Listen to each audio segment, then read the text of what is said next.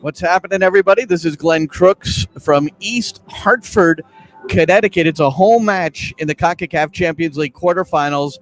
Opening leg, New York City FC playing host to Guatemalans Comunicaciones here at Pratt & Whitney Stadium, Rentschler Field. Both U.S. national teams on the men's and women's side have played matches here before. New York City has played once before. It was a regular season encounter against the Houston Dynamo in 2018. Patrick Vieira was the head coach. 1-1 was the result. And Maxi Morales, the 5'3" Argentinian, with a headed goal, the lone goal for New York City in that 1-1 draw. So they've had experience here. It's a natural grass surface, expecting upwards of 13,000 for this Tuesday night game. Not a bad turnout if they all show. A lot of blue shirts thus far. And we were certainly understanding that, well, Comunicaciones has a shade of blue, as does New York City FC, but a lot of Guatemalans. It's a big Guatemalan population in the Connecticut area, and the assumption was that there would be a good group of opposing supporters here tonight. So that's setting the scene a bit with New York City getting past Santos in the opening round, the round of 16, winning 2-0 at Costa Rica. Castellanos scoring both goals. Tati, the Golden Boot winner. And then New York City in a home match against Santos. That one was played at Bank of California Stadium in Los Angeles. Circumstances have not permitted Yankee Stadium or Citi Field or Red Bull Arena to be utilized for any of the home CCL matches as of yet. It was 4-0 out at the LAFC's home. Alfredo Morales, Maxime Chanot, and Tylis Magno with a brace, the 4 goals for New York City in that one. They have yet to win in their opening 2 matches in the regular season for Major League Soccer, dropping a 1-0 result to the Galaxy in Los Angeles, and then a 0-0 draw with Vancouver. That was on a Saturday. And here they are on Tuesday now, coming back for the West Coast after being away pretty much for about 7 weeks, with the exception of 3 or 4 days in preseason, CCL, and then the opening of the regular season out on the West Coast. So that's where it stands for them. So let's get right into it. So we understand New York City will have the starting lineup with you here on this NYC pregame live, which we have an hour before kickoff every match. And here to present the analysis on the opposition side, it's Comunicaciones of Guatemala. They're in 3rd position right now in the league table. And but what do we know beyond that? Well, that's why we have Chris Tsakonas here to help fill us in. Chris, what's happening, man? I mean, from one old Big East football school to another. I'm at Rutgers. You're at what is UConn Stadium, basically. So I thought that was an interesting little tidbit. But yeah, Comunicaciones is a bit of an interesting side. So they come into this one having upset Colorado Rapids. They beat them 1-0 in the second leg, followed up by a penalty shootout that saw their goalkeeper Kevin Moscoso save 3 penalties in the shootout to go through. They were down a man most of that match. And oh, by the way, they were playing in a single-digit temperatures in the middle of a snowstorm. So yeah, I watched that match. It was pretty remarkable. I think, and I asked Ronnie Dyla this a couple of days ago. Maybe it was yesterday. I said it's fairly impressive that a group of boys from Guatemala can go into those conditions, down a man 16 minutes into the match, and come out with it. It seemed like they were having fun. Now, I don't know how, but it was the goalkeeper that was the difference, yes? Yes, it was. And those 3 saves in the penalty kick shootout, to go along with the shutout, that was really just an excellent job by Kevin Moscoso. And he's going to be the guy. If Comunicaciones is going to keep themselves in this tie and, give themselves a chance to advance, certainly they feel like they can beat anybody after they beat Colorado. It's going to be on him to really play out his mind between the Pipes. But as you mentioned, Glenn, third in Liga Nacional with 18 points through 10 games played. They've scored 23 goals. So this is a team that can really put the ball in the back of the net if they get a good amount of opportunities. They won the Concacaf League last season, so they've had some continental success as well as their domestic success. During that campaign, they won 8 of their 10 and only 1 loss in 10 matches. So now they're missing some players. Yes. Suspensions, visa issues. Can you run through that and what kind of impact that might have on the match? Yeah, so they're missing a midfielder, they're missing Robles, Steven Robles in the 16th minute. He got the red card in the second leg, so he's out with the red card suspended. Attacker Jose Iobi also out due to personal reasons. And striker Linaire Garcia does not have the proper COVID vaccination needed to enter the United States. So a little bit shorthanded up front for Comunicaciones. So those absences kind of not quite to the magnitude as last round against Santos Teguapolis, but definitely something to keep an eye on as well. But they've got an attacking midfielder in Santos, 22 years old, 3 goals in 10 games this season. Defender Nicolas Samayoa, who's a Guatemalan international. A lot of Guatemalan internationals on this team, as you might expect, them being 2 giants in Guatemalan soccer. He's also got 3 goals on the season. And then, of course, Kevin Moscoso. He's someone who's going to be pretty key for them. Right. And Chris Tsakonas with us here. I'm Glenn Crooks. This is part of the NYCFC pregame live from East Hartford, where New York City is playing host to Comunicaciones FC in the first of 2 legs. Leg 2 will be a week from tonight in Guatemala. And Seattle playing a little bit later on against Club Leon as well, perhaps a little bit more difficult matchup. At least it's considered such. Club Leon out of Liga MX, and that's certainly regarded as a more difficult league than the Guatemala top tier. Ronnie Dyla, do you have anything to say about this?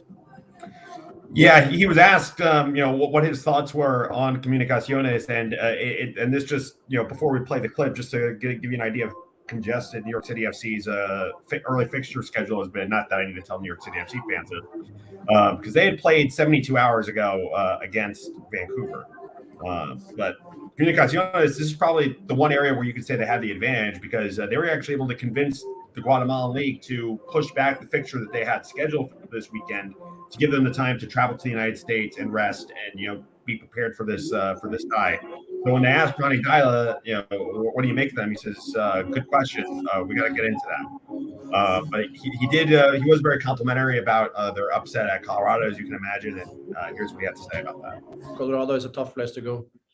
So again, as I said, it's a quarterfinal in Champions League. You don't get anything for free here. It's going to be a tough game and 2 tough games.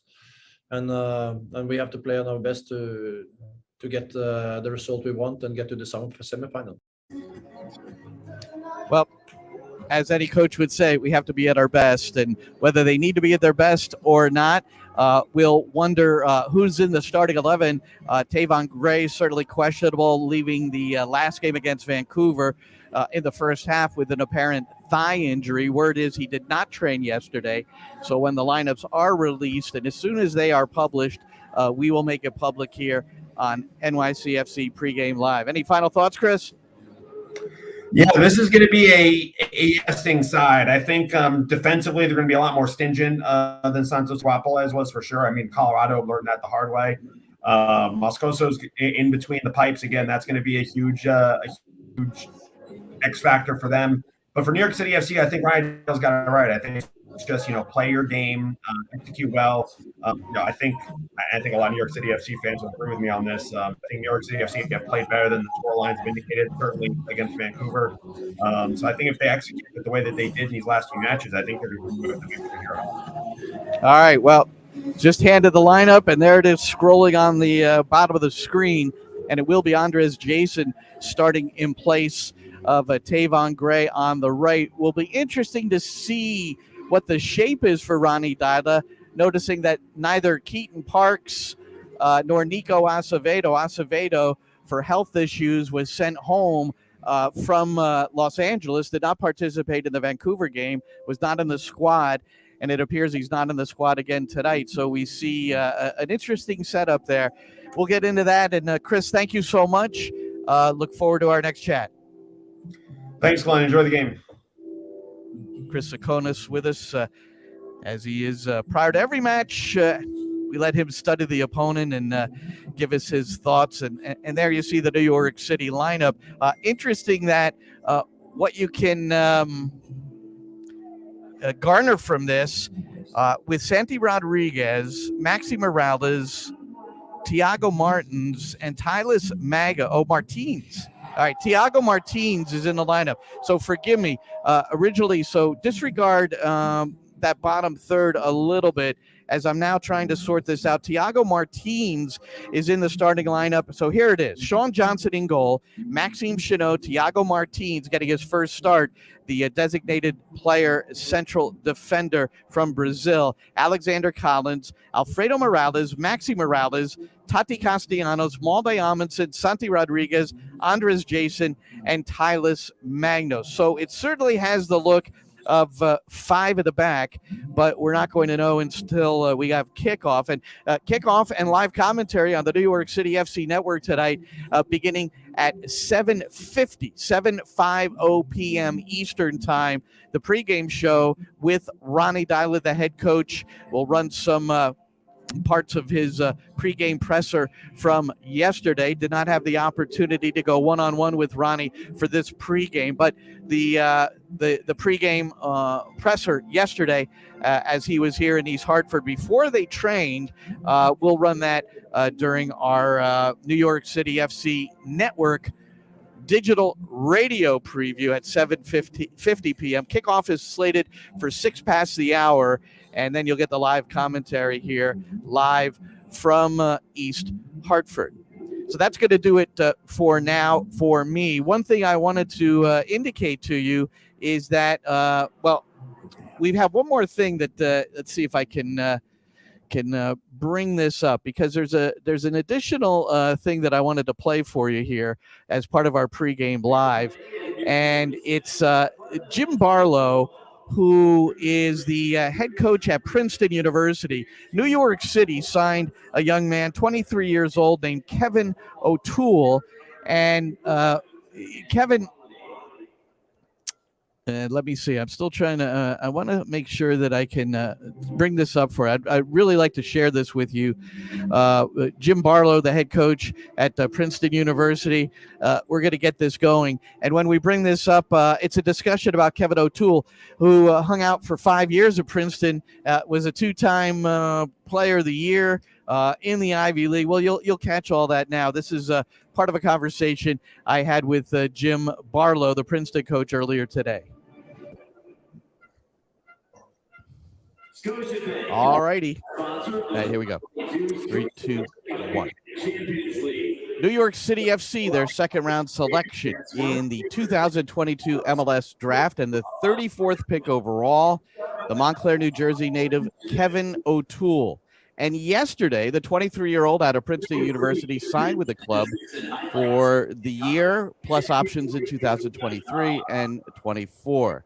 Now, entering his 26th season as the head coach at Princeton is Jim Barlow. He also played at Princeton, 2021, a great year, Ivy League champions, in part led by Kevin OToole, who was the Ivy League Offensive Player of the Year for the second time in his career. So I thought, gee whiz, who better than to evaluate this kid than someone who spent the last 5 years with him, Jim Barlow. Hey, Jim, how are you? I'm doing great. Thanks for having me, Glenn. Well, thank you. And I think we'll just kick it off. Maybe you can give us your scouting report on this young man. I don't think I know no one watching or listening right now has probably seen him play, unless they got a chance to drive down Route 1 and find the time to watch a college game. Yeah, Kevin was a unique player for us. Two-time Ivy League Offensive Player of the Year, helped us to 2 Ivy League championships, was a huge part of our team. And you know, one of the things about Kevin that I'm sure can be a big asset at the next level is how versatile he is. I mean, when we recruited him, He had played for the Red Bull Academy as a left back. He started off there for us as a left back, and then wound up being 2-time Ivy League Offensive Player of the Year. He played some at right wing. He played some as the number 10. He played some all the way up top, and just found a way to make game-changing plays in the biggest games that we had. So it was a really interesting year for him individually in that he didn't score a goal in our first 9 games. And then once the Ivy League games started, something just clicked, and he just hit a level that he hadn't hit before for us, and wound up finishing with 7 goals and 9 assists. Well, maybe that's what happened in preseason at New York City FC. Maybe another gear kicked in. What have you had any communication with him? His experience there, and obviously, what a great moment for him. I mean, one of the things about Kevin that you can't help but notice right away is what a great person he is. And I mean, he just had so much gratitude to have an opportunity with New York City, and he just wanted to make the most of it. So we've had some communication over the past few weeks, and when he's been back on campus or through text and whatnot, but he's been awfully busy. I mean, they traveled to Florida, to Mexico, to Costa Rica, to California, to Vancouver. So I know he's been anxious about trying to make the team, and been sending back some of his thoughts on how things have been going. And I know he's just trying to make the most of it. What has he told you, if anything, about the experience? You get the obvious quotes in the press release about how, excited he is, et cetera, but anything more specific? I think it's been similar. He's really impressed with the level of play. I think he feels like it's a bunch of great guys who are helping him feel comfortable and adjust to the level. I know he likes the coaching staff. I don't know the coaching staff other than I'm close to Rob Vartusian, so I know Rob and I had some conversations about Kevin early in the process, and I think he had a taste, through playing through the Red Bull Academy of what differences there were as you keep moving up. And I think he wasn't shocked by how fast and competitive and how the level just increased from what he was used to in college. But I think he was prepared for it. And I think as time goes by, he'll continue to feel more and more comfortable.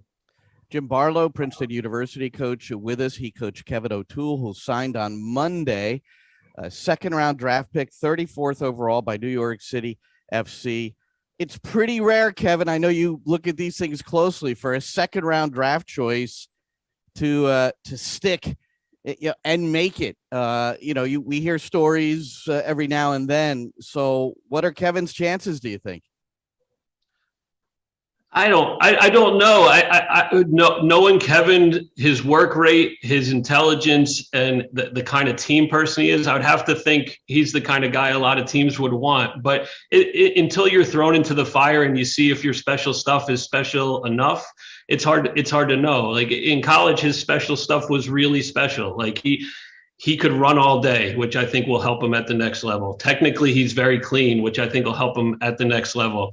And in the college game, he was able to make plays on the move. So at full speed, finding a through ball or threading a needle on a pass or getting on the end of something and being ready to finish. He in college, he was also very good at beating guys on the dribble, and that's going to be a lot harder at the next level. But I think he has some very good starting points with his mobility, his engine, his ability to connect. His feet are good. He's left-footed and can really pass well with his left foot from wide places and from centrally. So some really good starting points. I like his chances, but I until he's thrown into the fire, we'll see how he does. All right, that's Jim Barlow. Thanks so much, Jim. Head men's soccer coach at Princeton University, talking about the newest member of New York City FC, Kevin OToole, 23 years old. Great story where a second-round draft choice comes into preseason with a club like New York City FC. They don't often stick. He has. He signed through the full year with the option in 2023. and 2024. So we'll see what happens. One really nice moment that Jim described to me after the interview regarding Kevin, something he said to him, is that Sean Johnson, captain of the team, Kevin had an especially impressive training session, and Sean made a note of it and remarked about it in front of the entire team at the end of the training session. And he told his former coach at Princeton that made him feel pretty good. And why not? Here we are at East Hartford. It's Pratt and Whitney Stadium, Rentschler Field. That's the home match for New York City FC. There are several questions in the comments for those who are unfamiliar with the situation. Neither Yankee Stadium nor Citi Field, where New York City will play 16 of their 17 home games in the regular season this year. Neither of those facilities approved by Concacaf. Red Bull Arena not available due to some reconstruction there. So East Hartford here, New York City, does have experience. They played the Houston Dynamo in a regular season match that ended 1-1 back in 2018.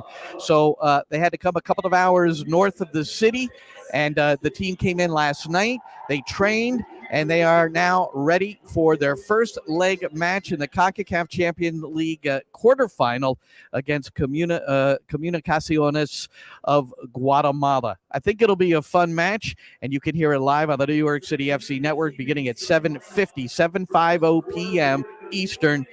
That's in, about a half hour? Maybe less. With me, Ronnie Dyler will be there, and we'll go from there with the live commentary of the full match, as always, on the NYCFC network. And what do we got? Oliver John put in good old East Hart. Let's see. Vamos Cremas. Los Cremas, that's the nickname of Comunicaciones. They wear all white, so that's cream. And the best part of this side, it's funny. I mean, their mascot is Casper the Friendly Ghost. So it's the La Cremas, Comunicaciones, and Casper the Friendly Ghost. And so that's the spirit they have tonight coming in. They are in third place in their league. They're coming off a championship in the CONCACAF league. So they're a good side. They got past Colorado in Colorado at about 5 degrees in a snowstorm. A team from Guatemala down a man for a majority of the match and then winning in penalties. And the guy who has certainly made the difference for them and the reason they're here is the goalkeeper, Kevin Moscoso, a Guatemala national, and he will be in goal at the start for Guatemala. Once again, let's review the starting lineup for New York City. Sean Johnson in goal, Maxime Chenot, Thiago Martins, and Alexander Collins. It looks like a 3-back system with Malde Amundsen on the left and Andres Jason on the right. So it looks like those two will be wing backs. Alfredo Morales, also Santiago Rodriguez, Tyler Magno, and Tati Castellanos. So that's the way you've got it here with New York City FC to start this one tonight. Again, 7:50 airtime, nycfc.com/radio. 8:06 is your kickoff. All right, that's it for me. I hope you enjoy the game. Thanks so much for being here. And let me see if there's one more comment I could read before I leave. Only good ones, please. 2 champions playing today. Sarah Cuellar Cifuentes.